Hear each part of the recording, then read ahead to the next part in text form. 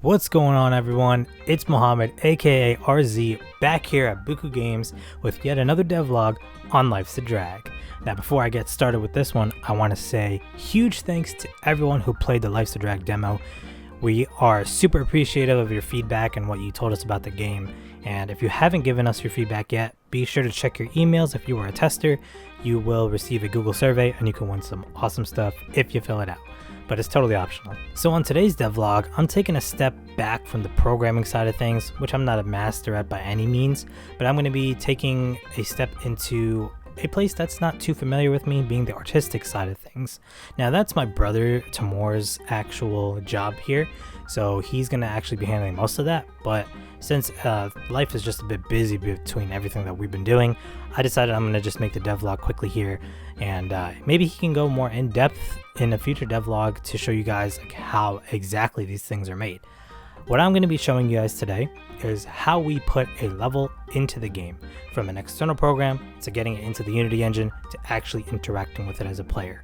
So instead of going to Unity, let's check out another program.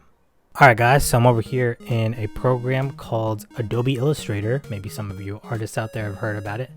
It's similar to Photoshop, but again, I really don't know much about it. All I know is that my brother uses it to create vector art, which is essentially like flat artwork where kind of the things you see in like kids, children's books and stuff, you know, those illustrated stuff. It's like a vibrant type thing, but it's also flat and easy to create. I know a lot of indie developers use pixel art, but we're using vector art for our particular game here. Another thing to note in Illustrator is that everything is kind of on its own layer, so I can kind of move these buildings around independently of the background itself. And this particular piece of artwork we got outsourced from someone on Fiverr, which is a pretty good site to use if you want to get some external people to help you work on stuff that's not a full-time job. So you only got to pay them once to do the job that you asked them, and that's it. There's nothing else that you have to worry about. So we got this particular piece from Fiverr, though my brother does illustrate most of the artwork in the game. And I'm just going to show you how I go about putting this into the game and into the engine. I have some notes here that my brother helped me write down to essentially make the process streamlined for someone like me who knows nothing about artwork because I am a programmer. So like I said, I'm not going to go into detail on what exactly we're doing, but I will put a little time lapse here. You'll see how I essentially stretch this to make it work with our mobile resolution and put it into the game. So with that being said, let's go into time lapse mode and you'll see me fail at making some artwork.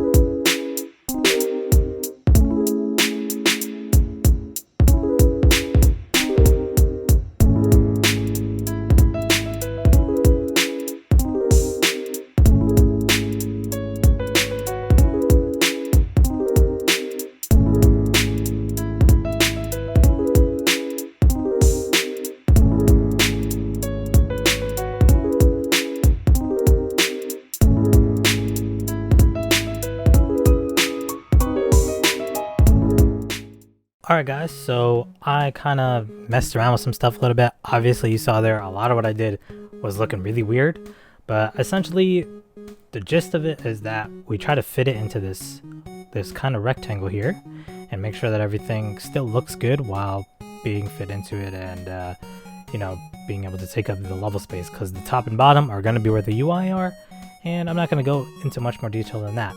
But we have the background. We obviously need the level related items that you're gonna have to drag around. So how do we go about figuring that out? So I'm over here in Excel, or more specifically Google Sheets, which is something that me, my brother, and other people we're working on the game with share together. Essentially all these colored words here are just things that we've outsourced, whereas other stuff are things that are going to be created. So essentially we have a lot of this stuff completed already, and we got to put it into the game for this level, which we're going to be fishing off of a bridge with, which you saw in the background. So how do we go about getting these items? So we actually got a lot of these outsourced and they've been created by someone, so I'm not going to go through all for spoiler warnings, but essentially we're going to be using a lot of this fishing related stuff in the level. So the version of Illustrator that I currently have is kind of old, so I can't export all of this at once, but I'm going to do this one at a time. Essentially we're making 128 by 128 sprites here, and we're going to use them to pretty much make the items that you're going to be dragging around in the game. So I'm going to export as many of those as I can, check them off the list, and I'll get back to you when I'm done.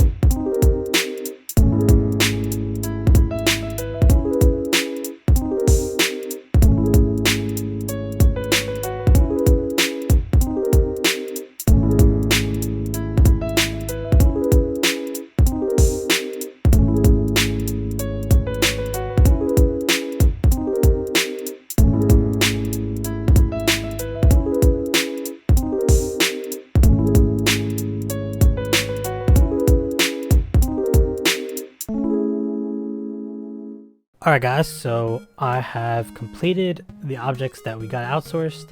The rest of this stuff is either going to be reused from other levels, or it will have to be created using stuff that we got outsourced and combining them, which I am not the artistic type, so my brother will be handling that.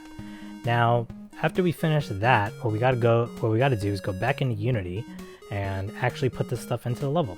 So the way I create levels is I simply just copy and paste the folder of the previous level, since all levels work on the same mechanics as well as pretty much use the same pieces, just the pieces themselves are what change. So if we go into level 2 here for the medium park stuff, we have this background and then a bunch of other stuff. If we go into level 3, which I just copied, it still has the level 2 stuff because I just copied it. If we load up this scene, which you're getting a sneak peek of, so check it out guys, inside look here. You can actually see the background that we had before, and essentially at this point it's a long and tedious process of putting everything in, renaming files to make sure that they work with the level 3 related stuff, and that's pretty much the, I guess, game designer's point of view for how this stuff works. So as a programmer, I create the tools to make these levels, and then now my brother as the designer will create these assets, go in, and then start putting them into where they need to be. So I'm not going to go through the entire process right now, but essentially that's how it's going to work. I'm just going to be, so for instance, this is right now named Medium Park 2. I'm going to name it Medium Park 3. We're going to actually have to import. For importing, it's as easy as dragging in to Unity, and it'll automatically go in. I'm going to delete this old one, and we are going to rename this to just BG. And then right here in the background 01, we are going to drag it in, and bam, there you go, perfect. That's pretty much it. Essentially for the sprites, I'm just gonna copy that folder that I just created into the sprites folder here, and then I'm just gonna start renaming stuff, putting them all together. But my job currently is to export a few more levels, so I'm gonna be doing that. But that's pretty much it for this devlog. And with that being said, I am going to end this devlog here. I hope you guys enjoyed it, and I cannot wait to reveal the release date for Life's a Drag, which we will be actually revealing this coming weekend. So stay tuned on our social medias over here, as well as just in general, keep in contact with us through email and whatnot, and we'll be sure to give you guys news. Hopefully my brother in the future can step in and make some devlogs as well, because seeing how this artwork that I showed today was actually created is really cool, and I love just seeing how he does it every single week we meet up. Really cool. Cannot wait to show you guys more about the game, and thanks again to everyone who played the demo last week and who has given us their feedback this week. I'm not going to keep this ending going too much longer, but just know that I'm Muhammad, aka RZ from Bukugames, and remember, if it's not fun, it's not worth it.